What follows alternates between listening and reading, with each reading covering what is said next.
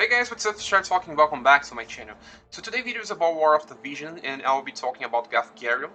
This character I talked about on the recent video, how to farm for him correctly, and a lot of people will be wondering if this character is worth to invest or not. Some people already have Orlando, some people already have Stern. These are two damage dealers that also do some lash damage, and the question keeps coming up: is it worth to use Gaffgarion even if I have Stern, or if I have Orlando? And the answer is always yes. Gaffgarion is a very special character that is kinda overpowered for his role and for being a free character, and also a mega hard character that's kind of very comparable to ultra hard characters in damage and usability and a lot of stuff. And Gaffgarion is simply too awesome for you to just miss out.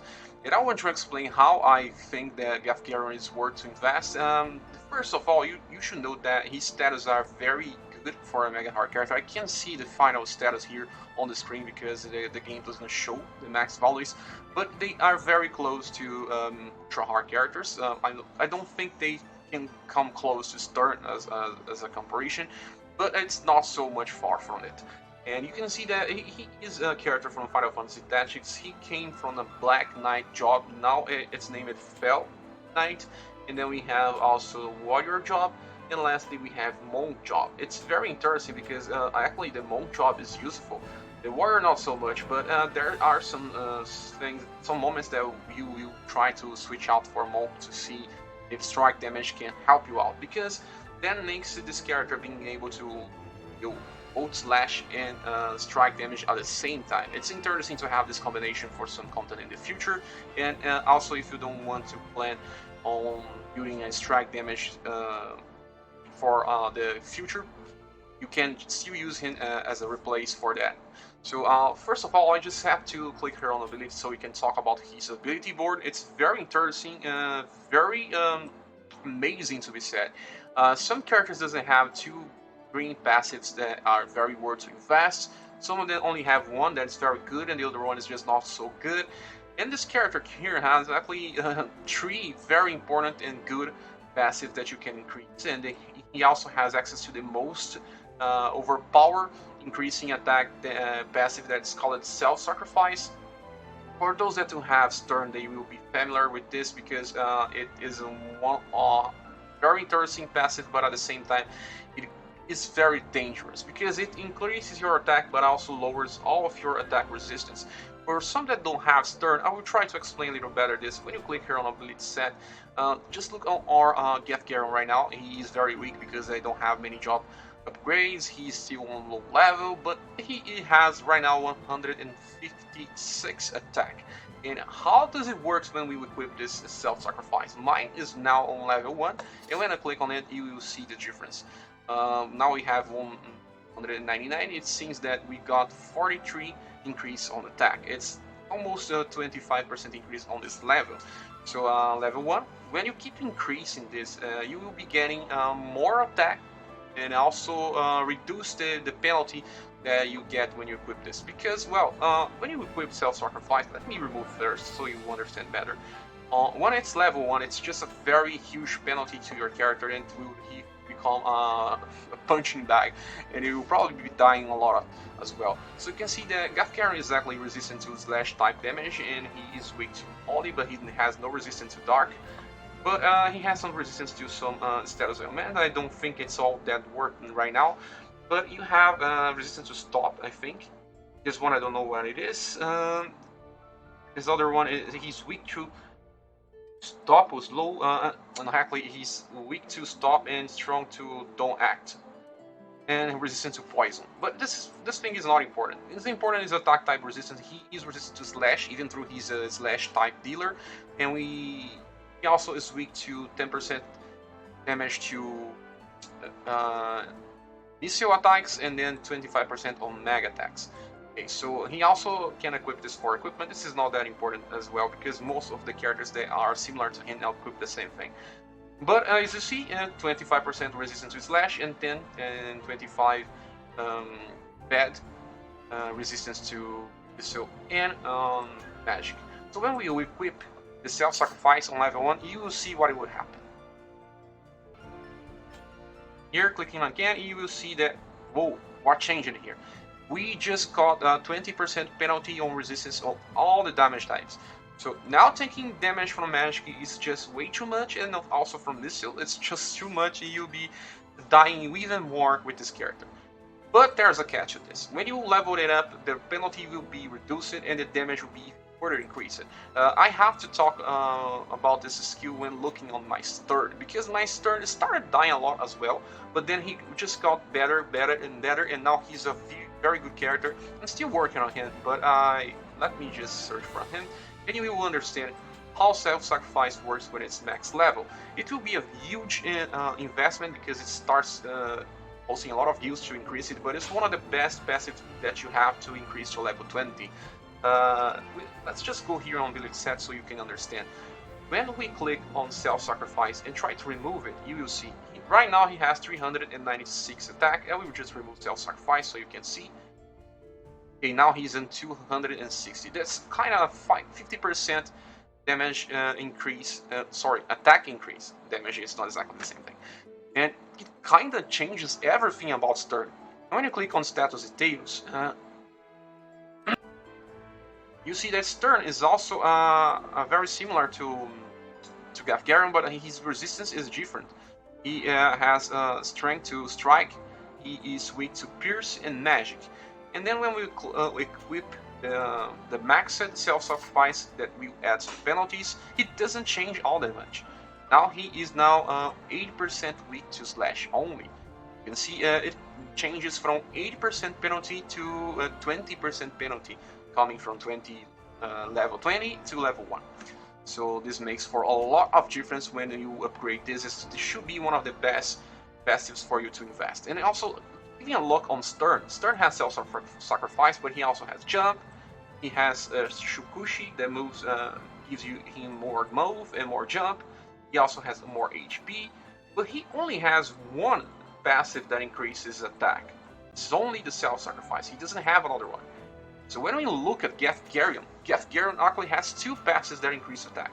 So he will lose mobility by dealing more damage. So he will prefer some terrains that are more plains, so he doesn't have to jump all that much.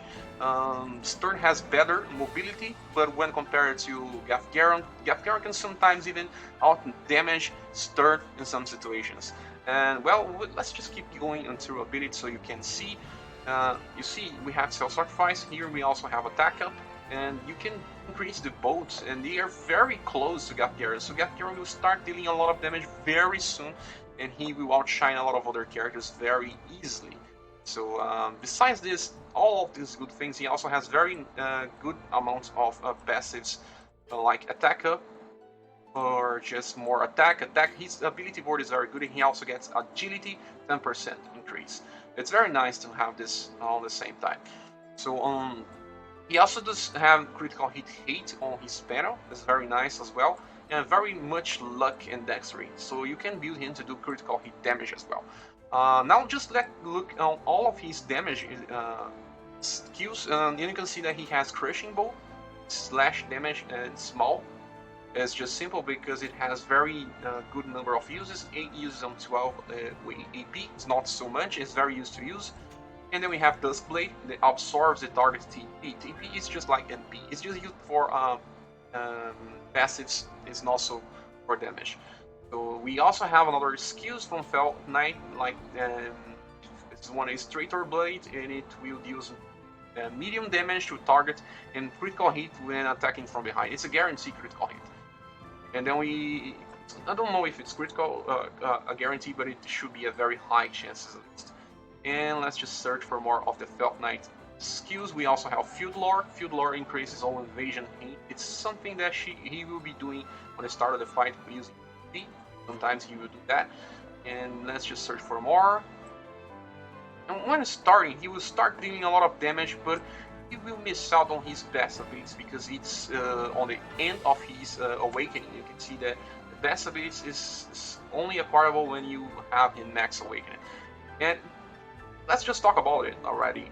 Shadow Blade is one of his best abilities because it deals small damage, okay.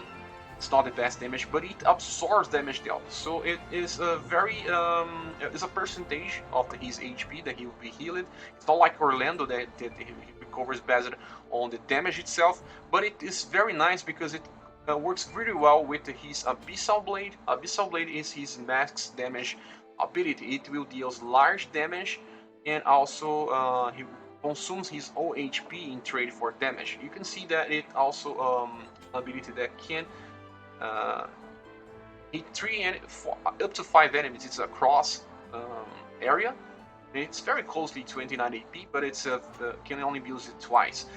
After you use Abyssal Blade, you will want to use Shadow Blade, so you can recover some HP.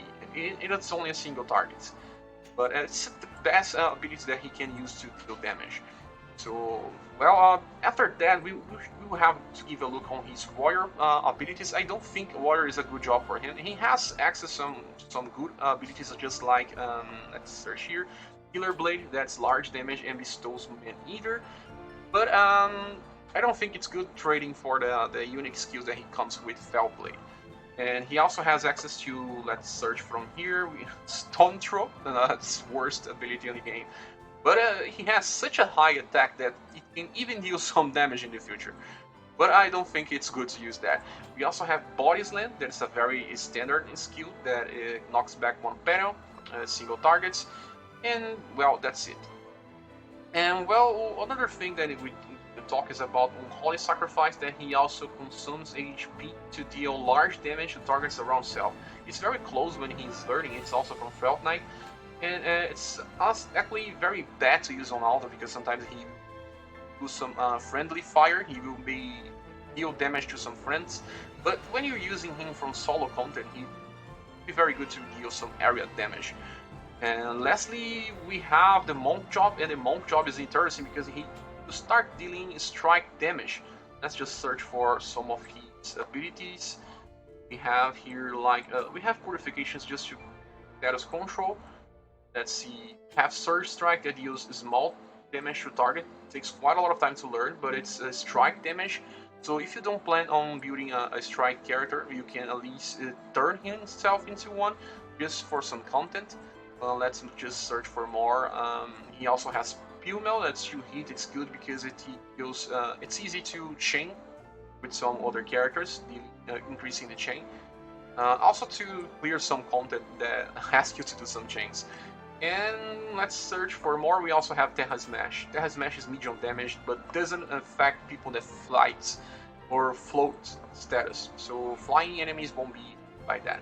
But it's a very powerful skill as well. We also have, lastly, Star, that will increase his own attack for 1 turn, but you only have to use that with his Monk sub-job. So he doesn't have a real attack buff on Fell Knight, but at least he has a very huge diversity with area damage, like with Abyssal Blade. It's a very good attack, and he is very versatile, and the only drawback is that he doesn't have high mobility. But I think he's a good character to be used. Even if you have Orlando, and if the map is weak to Dark, he will be your first choice alongside Stern. And if you still have Stern, you can use both together to deal some very good combo damage, especially on raids when the raids come to us. So this is my opinion on Gaffgarion. He is pretty strong. He could be considered an ultra hard character because his kit is very awesome. I don't think we will ever see, at least for the near future, a free character as strong as Gaffgarion. So I highly suggest you to upgrade your Gaffgarion and use him as soon as possible. Okay, so this is my opinion. Thank you for watching. Please subscribe if you haven't, and we see each other on the next video. Bye.